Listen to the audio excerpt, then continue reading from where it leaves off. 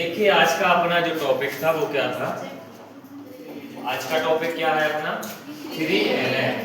3NF का मतलब third normal form, तीसरा नॉर्मल फॉर्म। तो तीसरा नॉर्मल फॉर्म जो होता है कोई भी डेटाबेस टेबल 3NF में तब हो सकती है जब वह सेकेंड NF में हो। कब हो सकती है वो 3NF में? जब वह सेकेंड NF में हो। लेकिन जब कोई टेबल सेकेंड NF में तभी हो सकती है जब वो फर्स्ट NF में हो। यानी डेटा की जो त्रुटियां हैं, यानी जो इसमें एट्रीब्यूट्स भरे गए हैं, उन एट्रीब्यूट्स में अगर कोई त्रुटि है तो वो त्रुटि नहीं होनी चाहिए, तभी ना वो 3NF में आ पाएगा। जैसे ये टेबल दी गई है, इस टेबल को हमें किस में कन्वर्ट करना है? 3NF में कन्वर्ट करना है। तो सेकेंड NF में हम किस प्रकार से कन्वर्ट करते थे? सबसे पहले हम किसे मानते थे? प्राइमरी की।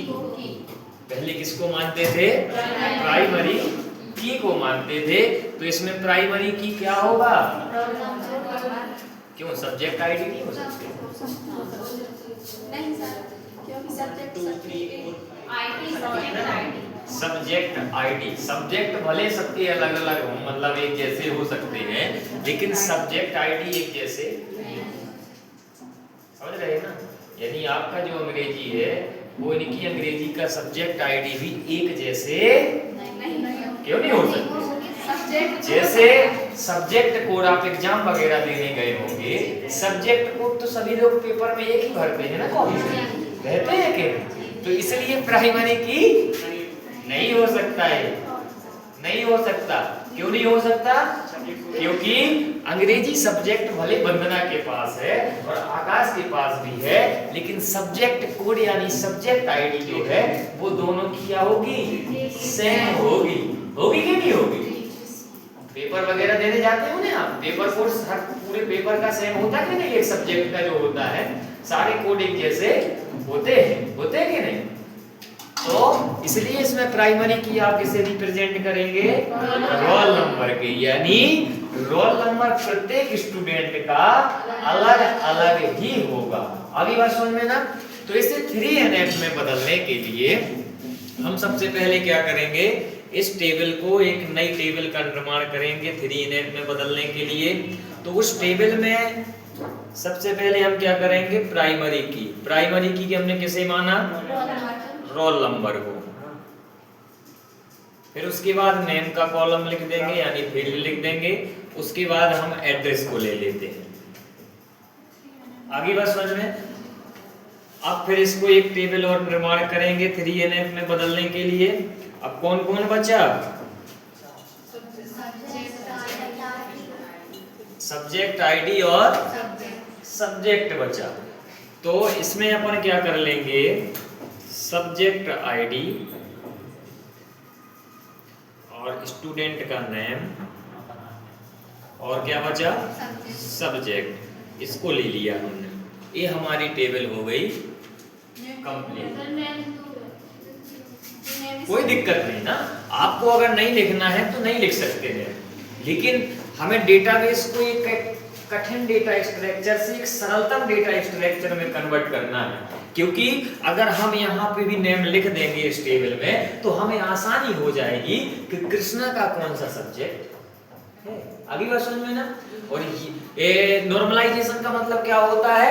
एक कठिन डेटा स्ट्रक्चर को एक सरलतम डेटा स्ट्रक्चर में कन्वर्ट करना ही क्या कहलाता है? नॉर्मलाइजेशन कहलाता है। आगे बात समझ में। क्योंकि अगर हम यहाँ नेम का कॉलम नहीं लेंगे तो आपको दिक्कत आएगी। फिर अंग्रेजी सब्जेक्ट और सब्जेक्ट कोड, भाई किसका सब्जेक्ट है किसका नहीं है। आगे बात समझ में ना। तो ये सिंपल नॉर्मल टेबल को हमने किस में कन्वर्ट कर दिया? 3NF में। तो कैसे बदला? सबसे पहले हमें क्या करना होता है? एक प्राइमरी की माननी पड़ती है। क्यों माननी पड़ती है? क्योंकि 3NF में किसी भी डेटाबेस को कन्वर्ट करने के लिए उसकी दो कंडीशन होती हैं। प्रथम कंडीशन होती है कि उपस्थित डेटाबेस 2NF में हो, और 2NF में वो डेटाबेस कब हो सकता है? जब वो फर्स्ट NF में हो। तो 2NF में बदलने के लिए, क्योंकि जो ये डेटाबेस टेबल दी गई है ये फर्स्ट NF में आपको समझ में आ रही है कि फर्स्ट NF में पहले से टेबल है। अब इसे हमें किस में बदलना पड़ेगा? 2NF में। तो 2NF में बदलने के लिए कंडीशन क्या होती है? सबसे पहले समस्त उपस्थित डेटाबेस में से किसी एक को हम क्या मान लेते हैं? प्राइमरी की मान लेते हैं। तो हमने किसको मान लिया? रोल नंबर को प्राइमरी की रिप्रेजेंट कर दिया। तो हमने रोल नंबर यानी प्राइमरी की को सबसे पहले लिखा, उसके बाद स्टूडेंट का नाम लिख दिया और उसका एड्रेस लिख दिया। अगली टेबल में हमने क्या लिख दिया? स्टूडेंट की आईडी और नेम लिख दिया और सब्जेक्ट लिख गए। अब देखिएगा यहाँ पे जो प्रथम नंबर पे लिखा है ये क्या है? प्राइमरी की। लेकिन यहाँ पे जो सब्जेक्ट आईडी लिखी है ये फॉरेन की का काम कर रहा है। किसका काम कर रहा है? फॉरेन की। आपने पढ़ा होगा फॉरेन की क्या होती है? जो प्रथम टेबल में प्राइमरी की होती है वही सेकंड टेबल में जाके क्या हो जाती है? फॉरेन की हो जाती है। लेकिन आप यहाँ देख पा रहे होंगे कि रोल नंबर के जैसे एक आईडी और है, लेकिन हमने उसे प्राइमरी की क्यों नहीं माना? क्योंकि सब्जेक्ट आईडी जो हो सकती है वो एक जैसी हो सकती है, इसलिए हमने यहाँ इसको प्राइमरी की ना मानकर इसको हमने क्या रिप्रेजेंट कर दिया? फॉरेन की रिप्रेजेंट कर दिया। यही होता ना, क्योंकि जब आपके सामने दो प्रकार की एक जैसी की समझ में आती कि हम प्राइमरी की किसे रिप्रेजेंट करें, तो इस कंडीशन में इस प्रकार से सॉल्व हम करते हैं। अगली वर्षन में इसको बना लेते हैं। बना लो।